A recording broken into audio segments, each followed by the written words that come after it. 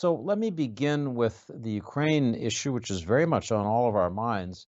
Uh, you said this week that you hope to have a deal to protect the nuclear sites in Ukraine very soon. And I want to ask you, what are the remaining obstacles to achieving that final deal?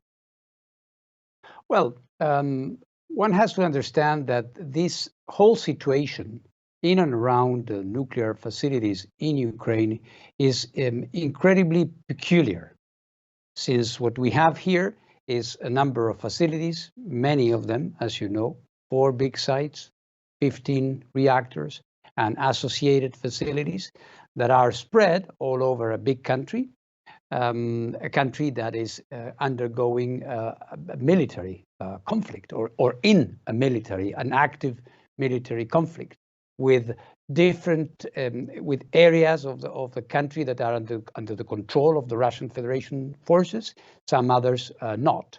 And this also applies to the nuclear facilities.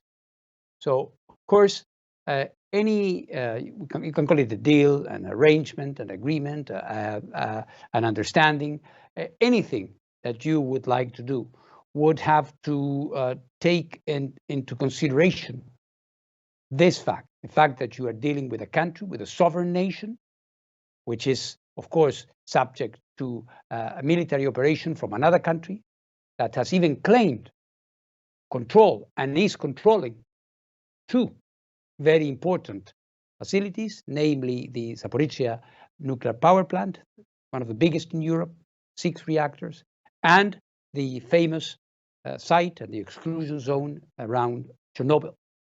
So this is unique. In 40 years of diplomatic experience in nuclear affairs, I have never seen this. And I think one could extend that to any area of international law, where you are trying to deal with a situation with the sovereign nation has lost control of 2 important parts that you also need to cover under some scheme to protect them. Naturally, my interlocutor when I deal with Ukraine is Ukraine. My legal interlocutor is Ukraine, is the Ukrainian nuclear regulator, is the Ukrainian foreign minister, is the government of Ukraine. At the same time, there is a recognition here that, at least, as I said, in 2 of these places, it's not Ukrainians who are in charge. So how do you recognize these 2 realities? How do you reconcile these realities into something that is operationally viable while not being politically intolerable or unacceptable for Ukraine?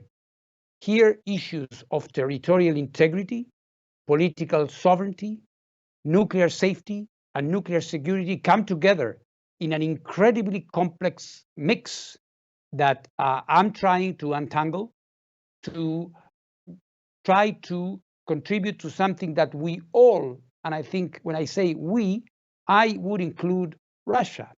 Everybody recognizes that the safety and the security of these installations is something that needs to be preserved.